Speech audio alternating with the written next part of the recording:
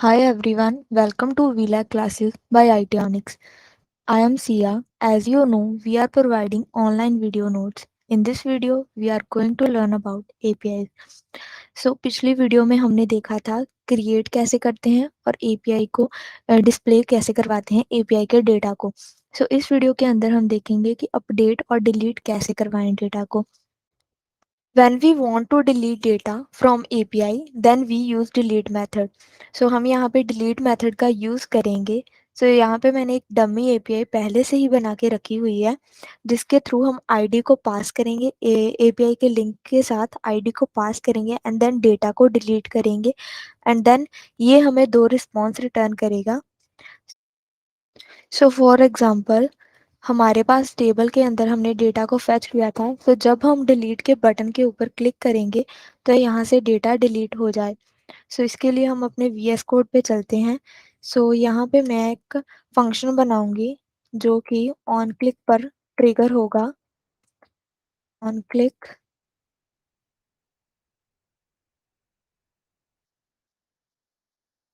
On click पे del data नाम का फंक्शन बनाएंगे और इसके अंदर हम आईडी को पास करेंगे। आईडी को पास करने के लिए हमें कर्ली ब्रेसेस लगानी है। यहाँ पे हम लिखेंगे ई डॉट आईडी जो कि हमारे पास है, जैसे कि हमने एडिट के अंदर पास की हुई है। यहाँ पे हम लिखेंगे अपने इंडेक्स डॉट जेएस के अंदर जाएंगे और यहाँ पे एक फंक्शन बनाएंगे डेल डेटा, जिसे हमने कॉल किया है। डेल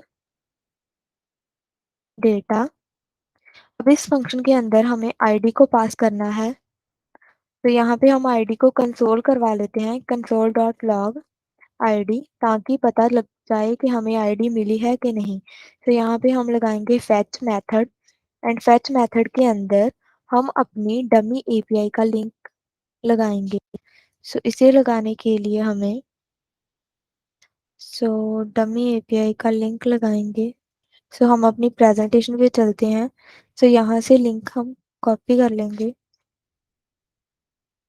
एंड देन यहाँ पे अपने VS कोड के अंदर डमी एपीआई का लिंक लगाएंगे। हमें इसे बैक टिक्स के अंदर रखना है क्योंकि हमें यहाँ पे आईडी को पास करना है। आईडी को पास करने के लिए हम यहाँ पे लिखेंगे ID is equal to and then इसे भी कर्ली ब्रेसेस के अंदर आईडी एंड देन यहाँ पे हम एक मेथड को पास करेंगे कि ये कौन सा मेथड है। हम डिलीट मेथड का यूज कर रहे हैं, यहाँ पे हम लिखेंगे delete.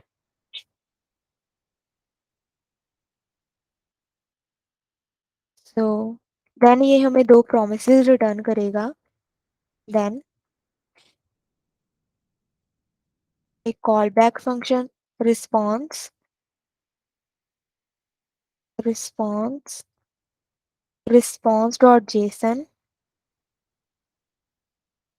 Dot JSON and then एक और प्रॉमिस जिसके अंदर हम देखेंगे कि हमारा डेटा डिलीट हुआ है कि नहीं।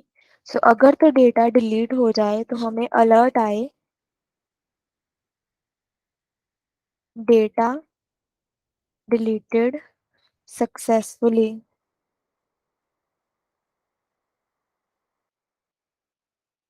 स्पेलिंग को ठीक कर लेते हैं यहाँ से। Data deleted successfully. वापस चलते हैं अपने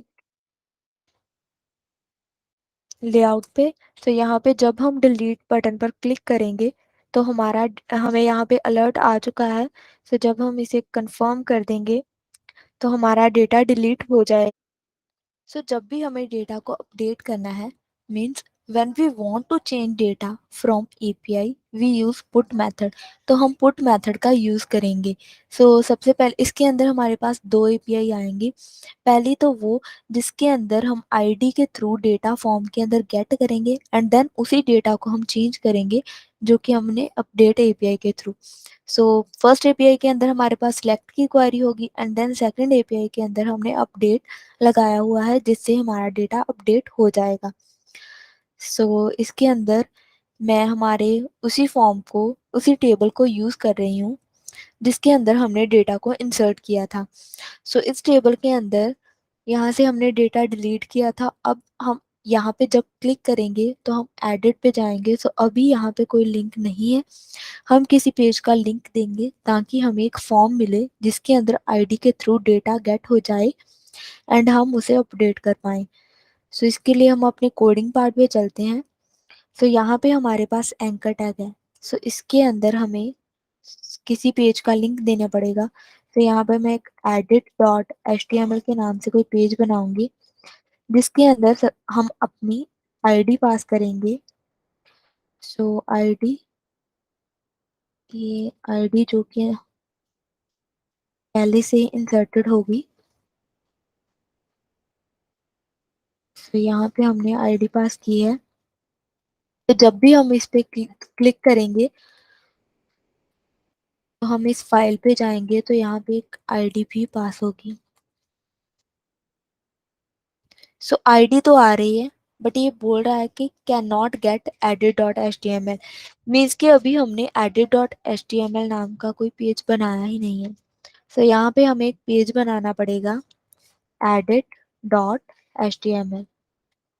सो इस पेज के अंदर हमें फॉर्म चाहिए ताकि उस फॉर्म के अंदर हम डेटा गेट गेट कर पाए। सो मैं वही वाला फॉर्म यूज कर रही हूँ जो कि हमने डेटा को इंसर्ट करने के लिए यूज किया था। सो इसे यहाँ से कॉपी करूंगी एंड यहाँ पे पेस्ट, एंड देन हम यहाँ से ये फंक्शन हटा देंगे क्योंकि यहाँ पे हम एक नया फंक्शन बनाएंगे जिससे डेटा अपडेट होगा। सो अब देखते हैं। ओके, सो यहाँ पे हमारे पास ये फॉर्म तो आ गया। अब इस फॉर्म के अंदर हमें आईडी के थ्रू इसकी जो भी वैल्यूज है, जो भी नेम था, लास्ट नेम, वो यहाँ पे गेट करना है। सो इसे गेट करने के लिए सबसे पहले हमें आईडी को गेट करना पड़ेगा यूआरएल में से। सो यूआरएल में से आईडी को गेट करने के लिए हमारे पास ये कोड है। सो हमें ये कोड यहाँ से ले रही हूँ एंड देन अपने कोडिंग पार्ट में जाकर यहाँ पे स्क्रिप्ट टैग के अंदर हम ये कोड लगाएंगे। सो इसका मतलब है क्या? तो पहले मैं इसे थोड़ा अलाइन कर लेती हूँ।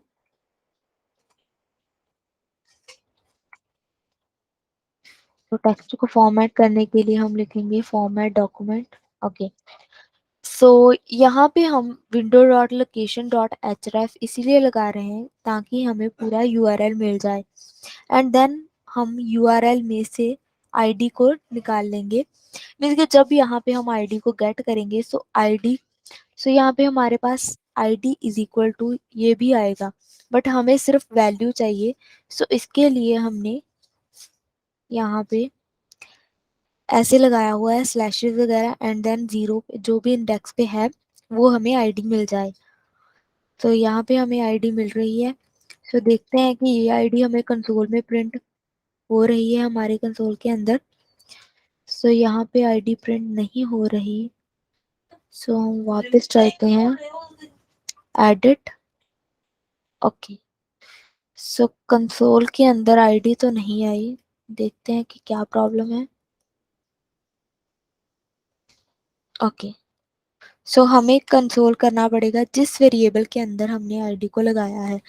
सो कंसोल डॉट लॉग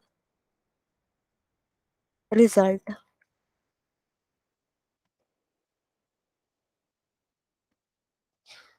अब हमारे पास आईडी आ चुकी है। सो इस आईडी के थ्रू हम इस फॉर्म के अंदर डेटा को गेट करेंगे।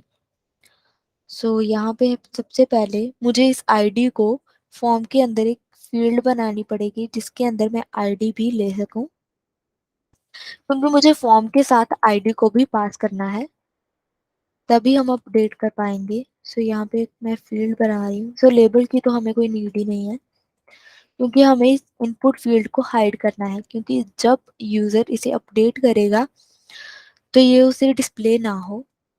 सो हम यहाँ पे लिखेंगे नंबर, क्योंकि आईडी हमारी नंबर में है। तो आईडी इसकी है आईडी एंड बीआर को भी हटाएंगे। तो यहाँ पे हम लिखेंगे document dot dot get element by ID so जो भी हमने आईडी दी थी इस फील्ड को, ID, then dot value is equal to result. तो यहाँ पे हमारे पास एक इनपुट फील्ड बन जाएगी जिसके अंदर आईडी आ चुकी है। सो इस हमें इस आईडी के थ्रू वैल्यूज को गेट करना है। सो यहाँ पे हम अपना फेच फंक्शन को लगाएंगे एंड फेच फंक्शन के अंदर हमारा यूआरएल आएगा जो कि हमारी फर्स्ट एपीआई का यूआरएल है जिसके थ्रू हम डेटा को गेट करेंगे। इस यूआरएल को हम लगाएंगे यहाँ पे यूआरएल कंट्रोल+C। तो ये एपीआई जैसे कि मैंने आपको बताया कि मैंने पहले से ही बना के रखी हुई है। सो इन एपीआईज का ही यूज कर रही हूँ। सो यहाँ पे मैं लिखूंगी id इज इक्वल टू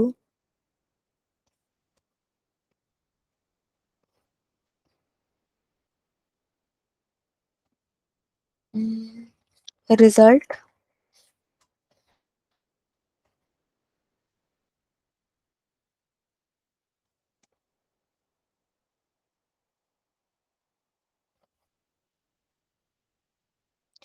सो यहाँ से हम आईडी पास करेंगे डॉट देन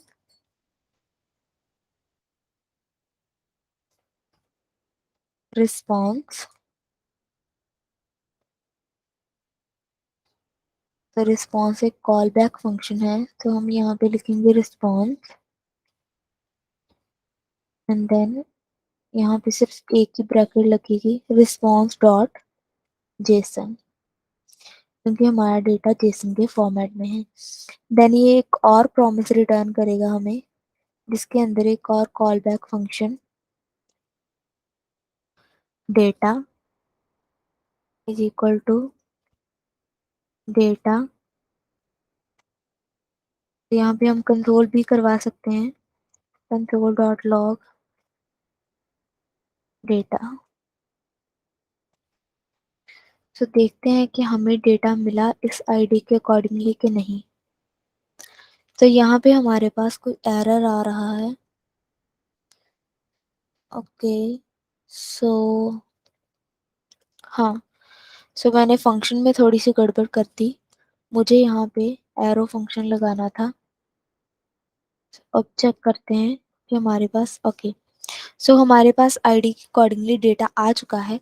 बट अब हमें इस डेटा को यहाँ पे प्रिंट करवाना है। सो इस डेटा को प्रिंट करवाने के लिए हमें यहाँ पे सबसे पहले फॉर लूप लगानी पड़ेगी। सो फॉर लूप के लिए हम यहाँ पे लगाएंगे कर्ली ब्रेसेस बिकॉज अगर हमें एक ही वैल्यू को रिटर्न करना है तो हमें कर्ली ब्रेसेस की नीड नहीं है बट यहाँ पे हम मल्टीपल डेटा को रिटर्न करवाएंगे। सो हम यहाँ पे लगाएंगे कर्ली ब्रेसेस। सो मैं यहाँ पे फॉर लूप लगा रही हूँ for each data data and document dot get element by ID. जो भी हमारे पास आईडी है नेम की name dot value is equal to element dot name. तो यहाँ पे हमारे पास नेम आ जाएगा। ओके सो इसी तरह हम अब बाकी की फील्ड्स को भी सिलेक्ट करेंगे। सो जैसे कि हमारे पास है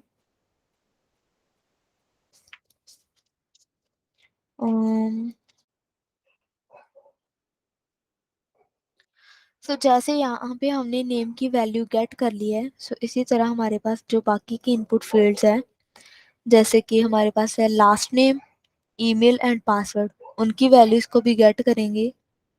सो मैं इन्हीं को ही रिपीट करूंगी। तो यहाँ पे है हमारे पास लास्ट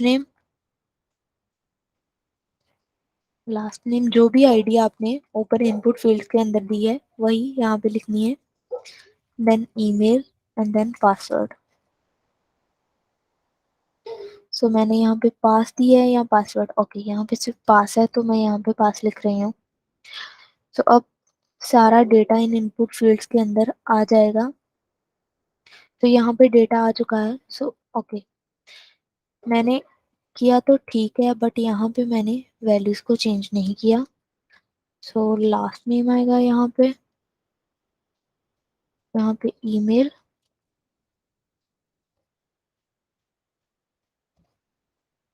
ईमेल जो भी आपकी एपीआई के अंदर है वही आपको लिखना है, एंड देन पासवर्ड। तो अब हमारे पास यहाँ पे करेक्ट डाटा आ चुका है। सो अब हम इस इनपुट फील्ड को यहाँ से हाइड करेंगे। मीन्स कि हाइड करने से कुछ नहीं होगा, जस्ट सिर्फ ये हमें डिस्प्ले नहीं होगी, बट इसकी वैल्यू हम गेट कर सकते हैं। तो हाइड करने के लिए हम यहाँ पे लिखेंगे हिडन। तो एडिट को परफॉर्म करने के लिए हमें सबमिट फंक्शन पे एक फंक्शन, सबमिट बटन पे एक फंक्शन बनाना पड़ेगा। जब भी हम इस पे क्लिक करेंगे और यहाँ पे जो भी चेंजेस करेंगे वो चेंजेस हमारी एपीआई के अंदर हो जाएंगे। सो इसके लिए सबसे पहले हमें यहाँ पे सबमिट का फंक्शन बनाना पड़ेगा हमारे एडिट फॉर्म के अंदर, बटन सबमिट बटन के अंदर। यहाँ पे हम एक फंक्शन बनाएंगे जो कि ऑन क्लिक इवेंट पे ट्रिगर होगा। तो फंक्शन बनाएंगे हम अपडेट। तो इंडेक्स डॉट जेएस के अंदर हम यहाँ पे फंक्शन बनाएंगे फंक्शन अपडेट। अब इस फंक्शन के अंदर हम एडिट फॉर्म से वैल्यूज को गेट करेंगे। तो इसे एक वेरिएबल के अंदर ले लेते हैं, वेरिएबल नेम। सबसे पहले हमारे पास नेम नाम की इनपुट फील्ड है, then document dot get element by ID. हम इसकी वैल्यूज को आईडी के थ्रू गेट करेंगे। सो इसके लिए यहाँ पे हमने लगाया है get element by ID. Then जो भी आईडी हमने फॉर्म के अंदर दी है वही आईडी हम यहाँ पे लिखेंगे, नेम डॉट वैल्यू, क्योंकि हमें इसके अंदर से वैल्यूज को गेट करना है। देन इसी तरह हमारे पास जो भी इनपुट फील्ड है हम उनको गेट करेंगे। तो यहाँ पे हमारे पास आ जाएगा आईडी, आईडी की आईडी दी है मैंने, और यहाँ पे है लास्ट नेम। वेरिएबल का नेम आप कुछ भी रख सकते हो, बट आपकी आईडी यहाँ पे मैच होनी चाहिए जो भी आपके फॉर्म के अंदर है। यहाँ पे सेम आपको लिखना है, last name, email, email and then ID है हमारी email, password and password pass, क्योंकि वहां पे हमने आईडी पास दी है।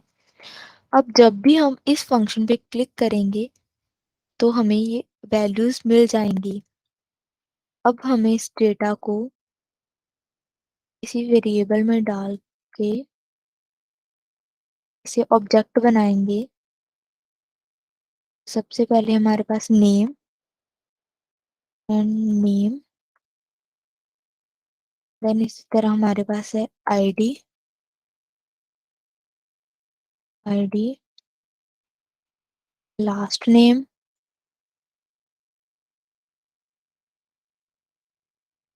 Last name,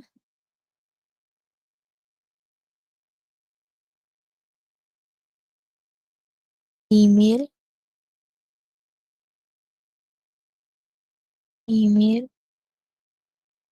password, password. So अब हमें इस डेटा को जेसन के फॉर्मेट में कन्वर्ट करना पड़ेगा। सो यहाँ पे मैं एक वेरिएबल ले लेती हूँ, var JSON data is equal to JSON dot stringify data. अगर हम इसे कन्वर्ट नहीं करते तो हम कभी भी इसे अपडेट नहीं कर पाएंगे, क्योंकि एपीआई जो है वो एक जेसन के फॉर्मेट में होती है। सो जेसन के फॉर्मेट में डेटा इंसर्ट करने के लिए हमारा डेटा भी जेसन के फॉर्मेट में ही होना चाहिए। सो यहाँ पे हम लगाएंगे फैच फंक्शन। सो फैच फंक्शन के अंदर फैच फंक्शन के अंदर हमारे पास हमारी एपीआई का लिंक आएगा, तो जो कि हमारी पीपीटी के अंदर है हमारे पास। सो यहाँ से हम अपनी एपीआई का लिंक ले लेंगे, जिसके अंदर हम डेटा को अपडेट करेंगे। तो यहाँ पे हम अपनी एपीआई का लिंक लगाएंगे, डॉट देन मीन्स कि ये हमें एक कोई प्रॉमिस रिटर्न करेगा, response call back function response dot JSON. Then जैसे कि हमको पता ही है कि फैच फंक्शन हमें दो रिस्पॉन्स मीन्स के दो प्रोमिसेस रिटर्न करता है। सो यहाँ पे हम दो ही प्रोमिसेस लेंगे और यहाँ इसके अंदर भी एक कॉल बैक फंक्शन आएगा। देन हम कंसोल करवा देंगे, console dot log data data updated. अगर तो हमारा डेटा अपडेट हो जाए तो यहाँ पे आ जाए डेटा अपडेटेड। सो ओके, मैंने यहाँ पे सिंटेक्स में थोड़ी सी गड़बड़ कर दी। हमें यहाँ पे मेथड भी पास करना पड़ेगा। तो यहाँ पे हम लिखेंगे मेथड,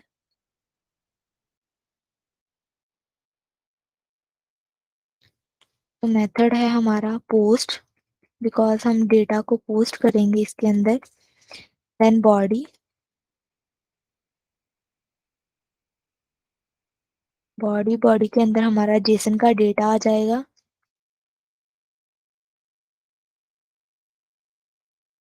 एंड देन हेडर,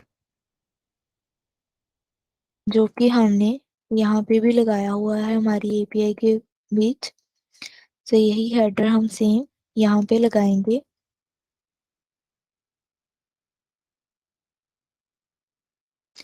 तो अब हमारा डेटा अपडेट हो जाएगा जब हम इसकी वैल्यूज को चेंज करेंगे। इसकी वैल्यूज को चेंज करते हैं, यहाँ पे मैं नेम चेंज कर रही हूँ सिमरन। तो जब भी मैं सबमिट के फंक्शन पे क्लिक करूंगी तो हमारा डेटा अपडेट हो जाएगा। कंसोल में जाकर देखते हैं data updated. That was all about today's session at VLAC classes by ITonics. Thank you for watching the video. Hope you have learned something. For more videos, click on subscribe button. Just don't stop learning. Thank you.